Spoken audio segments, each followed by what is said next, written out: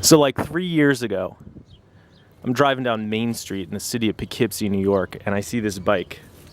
This exact bike. It's a Ross high-tech Mount Hood mountain bike. And I spot it from yards away at 30 miles an hour. So I pull over to get a closer look. Thing's mint condition. Showroom fresh. Beautiful. All original. Original wheels, original seat, original everything. Clean as a whistle. And the guy's riding it, and I ask him if he'll sell it. And he doesn't want to know. So I breathe a defeated sigh and get back in my car and move on with my life and forget all about the bike until a few years later, I'm looking at Craigslist and I see the same bike. 65 bucks. So I call the number and it turns out it's a friend of mine. And I say, I want that bike. So he brings it to me and I give him the 65 bucks and look at it, man, look at it. It's filthy. Some of this dirt is from sitting in my backyard for the last year because I bought it about a year ago. Haven't done anything with it since. But look at all these scratches and rust and grime and wear. Look at this. This thing was in mint condition when I first saw it. It still has its decal from when it was new. The bicycle shop in Pleasant Valley. It's all worn out. It's got a different derailleur on the back. I'm gonna guess my buddy put that on because he really fixes bikes, unlike me. That's the wrong derailleur. The wheels, of course, are the wrong wheels. These are just some hideous, low-rent mountain bike wheels. The tires are wrong. This back derailleur cable is wrong. So when I saw this bike the first time, it was gorgeous. Not to say that it isn't gorgeous now, but it was just gorgeous. And the fact that it was pedaled around Poughkeepsie by who knows how many people and then probably dumped in the garbage with no wheels and no back derailleur, it's sad.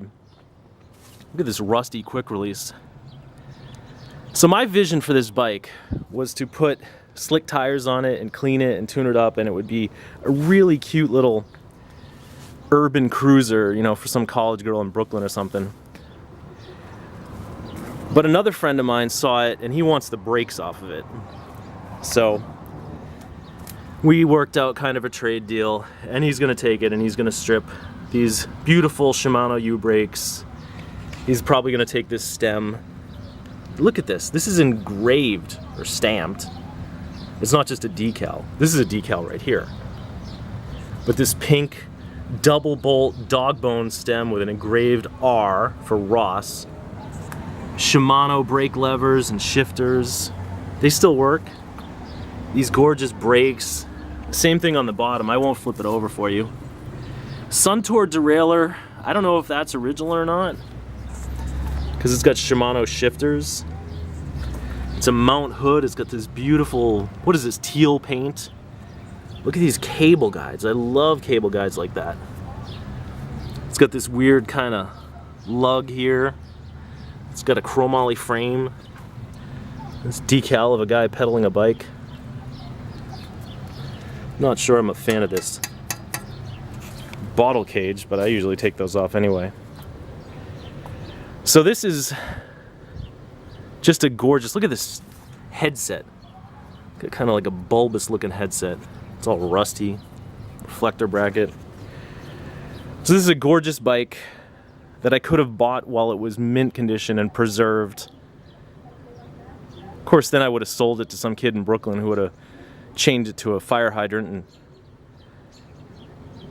I guess that would have been the end of that. But either way, it was beautiful when I saw it. It got ridden to death, tossed in the garbage. My buddy rescued it, put it on Craigslist. I overpaid for it. 65 bucks for this is just sentimentality speaking. Even if it does have a Sakai SX crank with oval tech, oval sprockets. So I overpaid for it just because I love it, and now I'm probably going to lose out because I'm trading it to another friend who just wants some parts off of it. But when all is said and done, I think I'm happy to have owned it.